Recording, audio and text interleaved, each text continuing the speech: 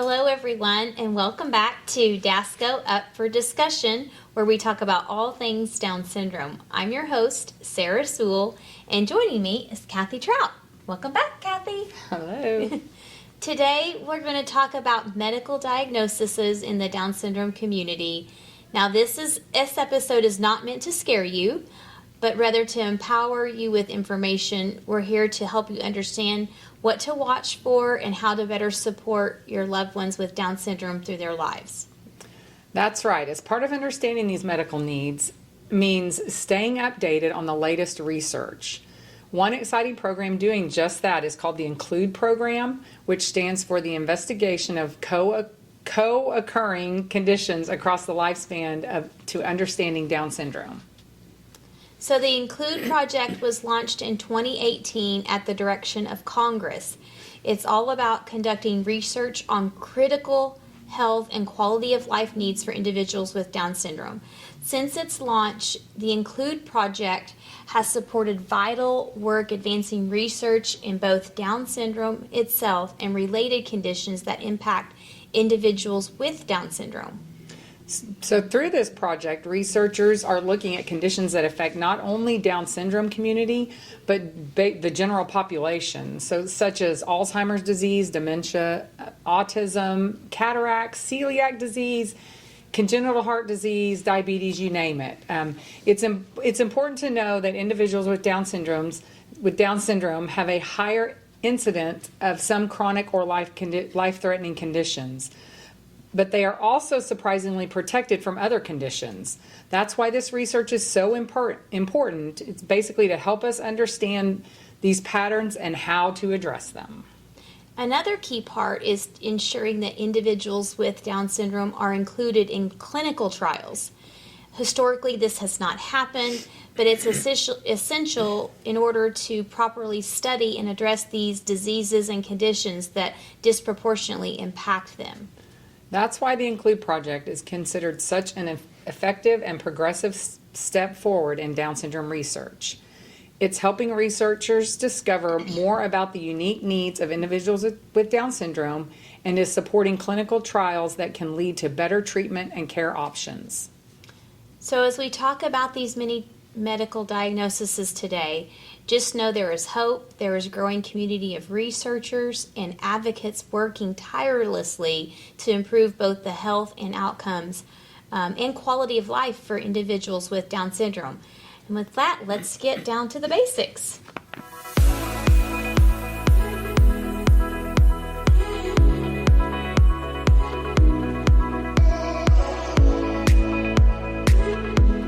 So Kathy, you and I both have kind of had a lot of medical conditions with both of our girls. I know we on another previous episode, listeners, we did talk about our girls undergoing open heart surgery, which is common for individuals with Down syndrome.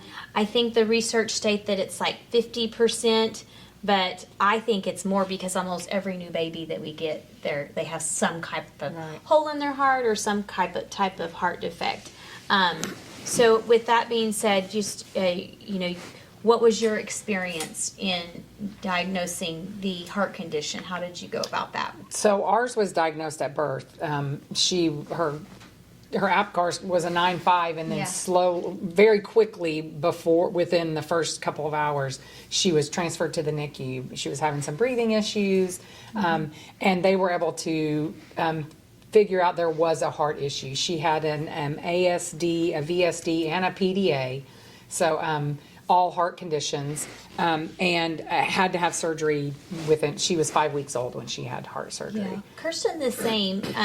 They didn't detect hers right at birth. It was a couple of weeks later, but her hole was so large they couldn't hear the murmur, and she had an ASD, a VSD, and a PDA valve that didn't close. So pretty similar.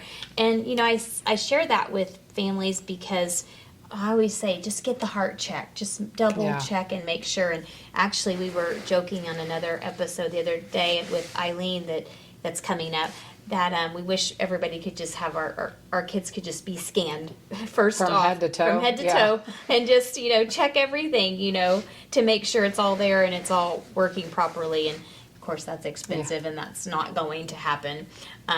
But as we talk through medical conditions, it's kind of important to note that, it is expected that our kids will spend some time in the hospital. That's kind of known. If they are not, you're Right. very fortunate. It's almost more rare if they don't. Right. Correct. And not to scare anybody, but just to prepare that you're probably going to make some ER visits. And I do think it's great to be more proactive. Yeah. Because then that way, you can start looking for these things that if there are problems, like Right. Addie at a very young age had to have her tear ducts probed because she was constantly had that watery eye. Yes. And I've noticed a lot of the kids that have come in Yep. to DASCO, they all have, a lot of them have that same problem. She had hearing issues. Same. Kirsten had those. And all those things. Addie hasn't had any thyroid issue, which I do know is Yeah. also a big issue within our community. I just think it's so important to check it because then you can do some things proactively. One of the biggest things I kick myself about all the time is I wish that we had done better with the celiac because we both of our kids have Right. recently, well, I say recently, within the last 2 years been diagnosed with celiac.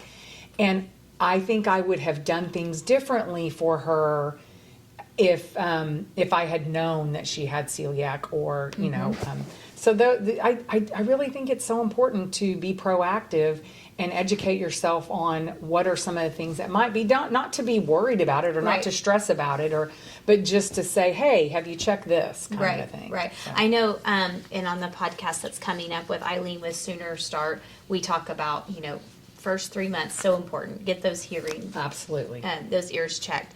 And, Kirsten had a lot of fluid and she had eustachian tube dysfunction. I love how one of her ENTs explained it to me. And, our kids do have to have their tonsils removed, their adenoids Addie removed. did that, yep. Kirsten had her lingual tonsils removed, which are tonsils underneath her tongue. Didn't even know that was a thing. So that her tongue would sit further down in her palate so it wouldn't fall to the back of her throat, which was causing her to have sleep apnea. And it worked. So her tongue Which does is sit down. another thing that a lot of our kids have. But Yes. Go ahead, So sorry. just to kind of go through the conditions that we kind of know of, and we'll post a link about this, is, 50%, and some of these statistics are not accurate, so don't quote me on all these, but this is just from some of the things that I talk about in my talks. 50% of our individuals with Down syndrome will have heart defects. 72% have hearing issues. They also develop autoimmune diseases of all kinds. So just making sure you're checking for those, whether it's rheumatoid arthritis or lupus or celiac is an autoimmune disease. Some of those things are hard to diagnose and hard to check for. Every year, I always push for Kirsten to have just a CBC panel. Just check her blood. Our kids are going to always have low white cell counts, and we learned this at the convention last year. And the reason for that is if they've had open heart surgery, they remove their thymus gland, which causes their white cell count to always remain in that low category. But other things are, alopecia is Yeah. Prevalent amongst our community. Vision problems. Vision issues, of course.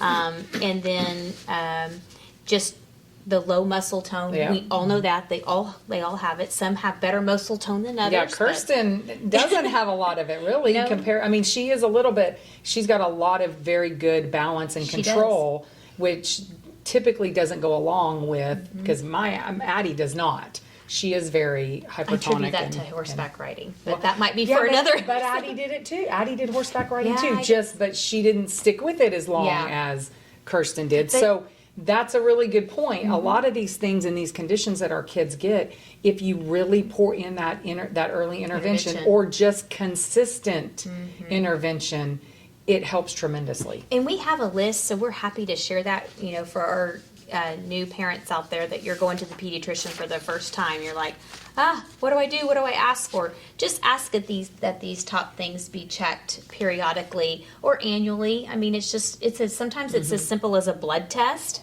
and it doesn't have to be so invasive as a biopsy with celiac. Or a scope, or Yeah, celiac does, or a surgery, but just know that, most of our kids are going to have a set of ear tubes. I think Kirsten's had I stopped counting after 20. Oh gosh, no. Addie's only had 7. Yeah, she's had quite a few. They just kept falling out. Yeah, same and then with- we would get new T-tubes, and then those would fall out. And now she doesn't have any. So her ears have been pretty healthy the last few years. So some of these conditions, they do They grow grow out out of. of, yes. She did have her tonsils and adenoids removed. How about Addie? Yeah, Addie's had her tonsils and adenoids. Yeah, Kirsten had clogged tear ducts. Yes, Addie had that. So I attribute that because of the flat facial structure. And we massaged them. That didn't work. So she had to have the tubes in. She actually had to have 3 of those because one fell out and we had to redo the little stent. Simple, easy procedure. Were too small to actually put the tube in, so they Oh. just probed them while they were in there, and that did the That trick did for it. her. That just pushed So, it on yeah. through or opened up that. Yeah. But one of the ENT doctors once, he said, children with Down syndrome have this small skeletal structure. And because of that, that just goes with, having Down syndrome. But then all of their organs are crammed into this small skeletal structure, and their organs all grow the same. So you have this small skeletal structure with everything just packed in there. And he said that's why we've got to remove the tonsils and the adenoids so they can breathe and just make room for all the other things. And that kind of made sense to me. Like, oh, okay, I get it. Well, same with their tongue. A lot of people Yeah. will say that they have a bigger tongue, and it's not that they have a bigger tongue, it's that the mouth is smaller, the structure of it is smaller. And then that goes to a lot of our kids their tongues will protrude a lot. And that's that one, it's a bigger, it's a average sized tongue and a smaller mouth. But their muscle tone, a tongue is a muscle. So they've got to work that muscle to get it to, I remember one of our speech therapists was like, when you see her tongue out, you just touch it and say, tongue in, tongue in. And she doesn't, if she's really tired, she will sit with her tongue out. But mostly Addie never has her tongue out anymore. I know our girls don't have seizures, but I know that is something also to watch out for. And, just make sure your pediatrician's aware of signs for seizures. But more than likely, unfortunately, your child's going to have some type of medical procedure. Yeah. Might just be minor, like tubes or tonsillectomy or adenoids, but not always are those minor for our kids. Right. It's a big deal, and I don't mean to lessen that by any means, because any procedure when our kids are being put under is major. And that even goes for some of our continued health care. A lot of our kids have to be put under for dental cleanings. Well, that's a good point. I was going to say the dental. A lot of kids, like Addie, is missing some teeth. Like she's just never. They're never going to grow. Right. And that's good in some ways because then her mouth has more room for her teeth to grow and maybe not have to have braces. But it can also be bad because that they may not have enough to chew and to do the things that are needed. And articulate speech and things like that. Yeah. And we can talk about this on another episode as far as the medical costs, but I just encourage everybody. That's why it's so important for you to be on the waiver so that our kids have Medicaid, whether that's your primary or secondary insurance. But because our kids have a lot of medical issues, it is imperative that you are on Medicaid. I didn't have it the first 15 years of Kirsten's life, and gosh, I sure wish we did, because it would have saved us a lot of out-of-pocket expenses that we had with all of her 20 plus ear tubes, for sure. But not to scare anybody, but just to prepare you to think your child might have to undergo some type of medical procedure. I'll kind of share the story now about our celiac diagnosis. That was fun, wasn't it? Was it? I think it took me 2 years to have the GI doctors finally test I think her. I actually got the diagnosis before you got the You did. diagnosis, but you started way before I did. Yeah. So interesting story. So Kirsten had been having issues with being impacted and just not feeling great and wasn't eating and lost a lot of weight. And then we kind of battled through this, and her inflammation markers were always high. So what's going on? There's inflammation somewhere in her body. But her gluten panel was not all that elevated, just a little bit. And so that's why they wouldn't, and I don't know if y'all are familiar with celiac disease, but you have to have the biopsy for the confirmation. And I actually started doing some research and reading about celiac, and because of the Include project that we just discussed earlier in this episode, the research that had been done is there's a link between females who have gone through puberty and hypothyroidism are developing celiac disease, in that preteen or teenage years. And I thought, oh gosh, Kirsten has, 2 of those things, plus, she has trisomy 21. And I started really asking, like, could she have celiac disease? No, we're just going to kind of watch it. And then you started having issues with gut issues with Addie. You want to talk about that a little? Yeah, she started having actually some vasovagal responses where the pain was so bad that she would pass out from it. Yeah. And so we kept going and kept going back to the doctor. And finally, when Kirsten was going through all that, I said, do you think we should have her tested for celiac? So they did the blood test initially, and the markers were very high. So then we did the scope. We had to do the scope. Yeah. And the because biopsy. again, that's how the only way they will confirm the diagnosis. And yes, she did have celiac. Yeah, you got a biopsy before we did. Right. And then when we finally got scheduled for a biopsy that I really had to advocate for, Kirsten had H. pylori. Yeah.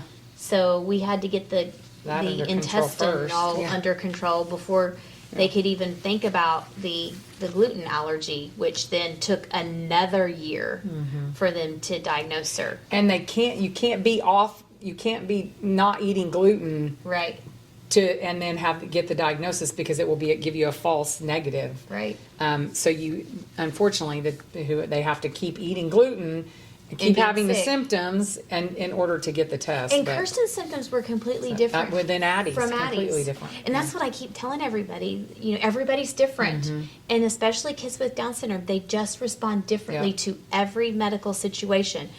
Kirsten never really complained that her stomach hurt, but she was constipated, which that's not, constipation Yeah. isn't celiac, it's usually the reverse.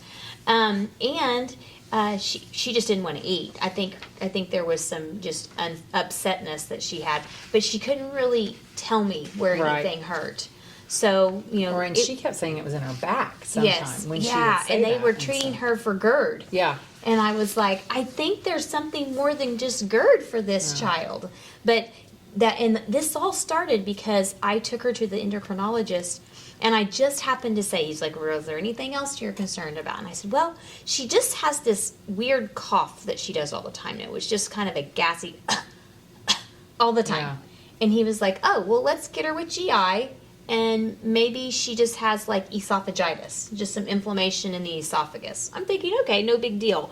So that led from us, going through all this blood work to then being diagnosed with H. pylori, to then having to go through some other issues with her related to not being sick and losing weight. And then she had a dental procedure, and the kid literally lived on ices for a month. Yeah. I could not get her to eat. And then her inflammation markers went way back again after she did not have the H. pylori anymore, because they're thinking, well, it's the infection in her gut. That's why. And then finally her celiac gluten panel started elevating just a little bit, not very much, for them to think, oh, let's do a biopsy. It wasn't until a year later that they said, well, they're maybe at a level that we should just maybe do the biopsy to just see. And sure enough, now she's so severe. She can't touch it, she can't eat it, and she can't inhale it. Yeah, one really good point about all of that is trust your gut. If you think there's something, if you think there's something wrong, keep trying to find out, because there may not be, but I mean, if you think there's something wrong, there probably is. Well, and Kirsten, because she said her back hurt. Well, obviously I think she was having so many other things too. She couldn't pinpoint it's the acid reflux. Yeah. And we did a HIDA scan to make sure that it wasn't her gallbladder, which, by the way, I've never known really anybody to say that they have gallbladder disease that have Down syndrome. So Yeah. I think that's one thing I'm not sure Yeah. that is very common amongst our group. The gallbladders tends to function pretty well. So when I was looking up for this podcast and I was trying to think of all the things that Addie has had of all the common things, one of the things doing some research that I didn't notice a bunch, which I was kind of shocked, is foot. Oh, yes. And I feel like almost every Yeah. one of our kids have, Scalp. their feet like really dry, crusty. They have their toenails are a little off, that, and then dandruff. It's like seborrheic dermatitis. yes, Yes. both it's feet and I was surprised. And not only do they have like topical issues with their feet, but like their ankles pronate. Right. So they have a lot of structural issues, Which causes some arthritis. which can cause arthritis, which can cause some knee pain. So if you have your kid, if your kids are wearing braces early on, it helps with all of that stuff. Correct. So, but I was surprised that the feet. Yeah, It didn't mention and it. I'm glad you mentioned the skin conditions because I remember Kirsten, I think she was getting ready to go through puberty. She was like 11, 12, and she started getting this funky rash in her head. But it wasn't a rash. It was seborrheic dermatitis. And I finally took her to the dermatologist, and I'm not kidding you, I think we've tried 20 different shampoos. Some that were over the counter, some that were prescribed, and I think finally we have a really good treatment. So if you would like that, I'm happy to share because it is amazing. And nobody wants flakiness on Yeah. your clothes, and especially our adults that are trying to get a job. Get jobs. They can't have all that laying on them, and as long as you can get it under control, it's never going to go away. But you can See, Addie control does it. not have that at all. Now, Yeah. a feet issue, that's another thing. But she Yeah. does not have the... Kirsten doesn't have the We feet. actually got back from the podiatrist this morning where she says she goes to her torture doctor. Kirsten doesn't have the feet condition. Yeah. But she has the seborrheic dermatitis, and unfortunately, it's in her scalp, and it can get behind her ears, and then it's also in her vaginal area. But as long as we maintain it and use the creams and the shampoos and the soaps, we're good. I had to make sure all those things were gluten free though first. Yeah. Because there's gluten in all of those things. So when we There's in say a lot of they can't products. touch it, inhale it, or eat it, that means lotions, soaps, Makeup. makeup. They can't have any of that on their skin because it absorbs through that. And just recently, because Kirsten's inflammation markers are not coming down, we've had to see a rheumatologist. So I know that's kind of a new thing for us, and I don't have any experience other than they're monitoring her, and they have started her on some medication to help with that, and I think she is feeling better. She's definitely not sleeping, and she doesn't have those dark circles Yeah. under her eyes. She doesn't seem to be as tired, but every time I went in, they were like checking her joints to see if they're swollen. They are not. They were checking to see if she had any redness in her joints. She does not, but her blood work, her panels for RA are really high. So, like I said, it doesn't always present as- itself yeah. on the external side. It's more internal. And as I mentioned to her teachers, I said, "Oh, she looks great on the outside, but on the inside, She's a she's mess." not so great. We're kind of a hot mess." And I think our kids, they either have a higher pain tolerance or they can't verbalize it a lot. Right. We had a kid that was coming to the SAC that actually had his behavior was starting to digress, and he had an ear infection. Yes. And he couldn't tell Bad. us because he didn't know couldn't get the words out or couldn't figure it out or for whatever reason wasn't telling us. And maybe it wasn't hurting; he was just irritated.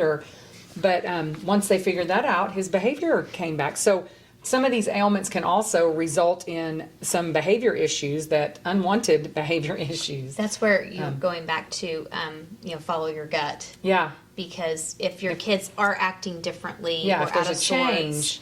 sorts, then it's probably something medical. And, I know our kids do Or could not be. like to have their blood drawn. That's a whole Not another mine. issue. Mine loves it now. She's all sign her up. Kirsten's better now, but I've heard so many parents struggle with that, and Yes, I don't you're have right. a good answer because I've been there, we've been down the road where it took 4 hours to get 5 vials We of used blood. to, but not anymore. And it took like 3 nurses to hold her down. And she's not very big, but boy, she's feisty. So it's just necessary. So I would say your younger ones, start early with a coping mechanism to deal with that, because your child is going to have their blood drawn. I mean, they took 17 vials of blood from Kirsten just 2 weeks ago because of the whole RA stuff. So that's just our walk of life. There's nothing we can change about it. But gosh, I'm so thankful that we do have those blood tests, because even several years ago there wasn't a blood test for celiac. Right. And they just kind of had to go off of the symptoms that the person was experiencing. Right. But just, and I think somebody told me blood work changes every 24 hours. Scans and x-rays are like 6 weeks. So if your child's having an ultrasound and they're scanning the spleen or or any organs and they're enlarged, because Kirsten's had liver enlargement as well, it'll take 6 weeks for that organ to go back to normal once it's being treated. But again, so thankful that we have people who are advocating for us and doing all the research and finally letting our kids be part of those clinical trials, because that's so otherwise important. I don't know where we would be in our medical research. And I do want to throw out there, for those of you that are listening that have female adults, there are new female guidelines that just came out. Oh, yes, right. For women's health, and that's for any adult, so 18 and up, and there's just specific things about, when should they get mammograms and how often should they get pap smears, but there's also some information on birth control, whatever fits your family values or what's best for our kids, but again, something you should always talk to your provider about. But those are new, as just far as kind of what to look for, because I did learn this in a session. Individuals with Down syndrome, they do age at a rapid pace than the typical human being. And because of that, they have found that the autoimmune system never shuts off. So it's going on and on and on and on.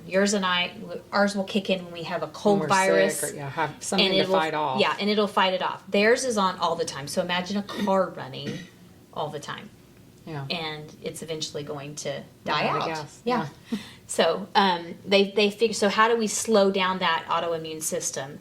So they're now recommending that some of our individuals start taking JAK inhibitors. Mm-hmm. But there are some underlying health implications with taking them, and you really need to check with your provider about that. And I thought if you have had open heart surgery, is there something about that? You're not supposed. There's certain ones you're not supposed to take. Okay. And I just heard that from one of Kirsten's physicians. Like, you just really, if you're going to start her on those, make sure they know she's had open heart surgery. But with that being said, that's what's attributing, they think, to the aging faster, so to speak. But the lifespan of an individual with Down syndrome was well into the 60s and 70s. So I don't expect that to decrease by any means. But we know that there are lots of preventative healthcare measures now, and we just tell everybody out there, check, check, check. Yeah, do a lot of screenings. Ask your doctor, ask us. There's a lot of us have been down this road, and we kind of know what to expect at this point. But Kathy and I are kind of in the same spot right now, so we don't really know what to expect in the adult aging so much. Right. And that's even changed medically with research that's been developed. But there are lots of resources. The Global Down Syndrome Foundation has a lot of research articles out there that you can read about that are really helpful. And then the Adult Down Syndrome Clinic in Chicago, they have a lot of different visuals and research that you can read about in more of the adult care. But it makes me happy. Yeah. That they're So where is it? Can't you print off like a list of things that they should be what is it, the screening? The checklist? Yes. Yeah, we have it on our website. We'll put it on there. Because I think that's important it's by age. And especially if you are going to a doctor or a pediatrician that isn't as familiar with Down syndrome, it's important my doctor was not offended when I took the list to him to say, hey, these are things we need to watch for. So, and then it'll just give them an idea, him or her an idea of things that would be something we should probably check down the road, or if they're having problems in an area, oh, this might be it, kind of a thing. So, And I think when Kirsten was little, I didn't know what I didn't know. oh, amen. So I Yeah. think part of it is she had a runny nose. Okay, it's just typical cold, and some of it A lot of it is, yeah. but then some of it's not. So and I had to learn that I needed to ask a little more questions or ask for some more testing, even though it was maybe something minor. Yeah. It could always lead to something larger. I mean, our kids are prone to get pneumonia. Their immune systems are low, or some of them Yeah. are lower than the average adult or Yeah. child. So. And there are great Yeah. medicines out there Yeah. to help with those things. And I did this a few years ago, and I can recommend it. But there is that diseaseConnect through the Oh yeah, I did it too. Yeah. through the Boston Children's Hospital. Yeah, I would recommend doing it early on. Yes. We did it when our kids were older and had Yes. already had a bunch of the issues or not had, and my recommendation on that would be if I had another kid with Down syndrome, I'd be starting from the beginning exactly. and doing it at the beginning. So because it gives basically- you better ideas. What that is you put in all your child's information from mental health to physical health, and it kind of does this assessment, and then it gives you a list of here's the things you should ask the doctor for, but it also prints out a list to give to the doctor, Right. like here's what you should check for based on this screening. And then I sent that to my pediatrician right away, and they were like, called me within an hour and said, okay, would you like to check for blah, blah, blah, blah? And I was like, maybe we should, because she's getting older, and, what if this level is high? Yeah. Or what if she is starting to experience some mental health disorders? I want to get on top of it now so we can learn what to do before it becomes a bigger issue. All right. And I think that's really, just your child best. Yeah. And just staying on top of it. staying on top of it. And I mean, it's funny because relatively, Addie's very healthy. She Same swims with every hers. day. She really is relatively healthy. We're not at the doctor very often. I haven't seen our Right. doctor in almost a year, and we're going this Friday for a physical. But I mean, other than that, she's relatively healthy. So Yeah. she has had some things, but Yeah, same with overall. Kirsten. And I mean, she always bounces back really fast and Right. gets right back on top of it. And, now that we've got her thyroid under control and we're Yeah. getting the rheumatology things under control, let me tell you, it's not slowing her down. yeah. And you'll notice that. It's not going to slow your kids down. They will have a major ear infection or strep throat and be running around like this. Yeah. Not a big deal. And you and I would be laying on the bed sick and moaning for, all the pain and Or my suffering. husband anyway. I don't know about I, but Yeah, but they do. They just bounce back so great and don't always experience the pain. That's why sometimes it is kind of difficult Yeah. to diagnose. But behaviors might change, Yes, like you mentioned exactly. earlier. Yeah. But Kathy, you have anything else? I think we talked about a lot we of talked the about, I ailments think, that our all kids the have. areas, Yeah. I think. And just know that if there is a topic that you'd like for us to discuss, or if there is a medical issue that your child has that, maybe we're not aware of, let us know so I can add that to the list so that it will, be part of what other people might be experiencing. And we just hope you enjoy our episode and the research that's occurring in Down syndrome. And please stay tuned. We have more important conversations ahead. And we want to hear from you. So if you have any questions, ideas, topics, we would love to cover anything that you guys want us to talk about or look up or find more information about. You can email us at info@dsaco.org or visit our website at dsaco.org. And I would be remiss if I did not say please subscribe so that you never miss one of our episodes. And if you found this conversation helpful, please share it with a friend or a family member, because the more we can spread awareness, the stronger our community becomes. But thank you all for joining us for this episode of DASCO Up for Discussion. We can't wait to continue this journey with you. And until next time, remember, every step forward is a step toward a more inclusive world. Thank you all. Thank you.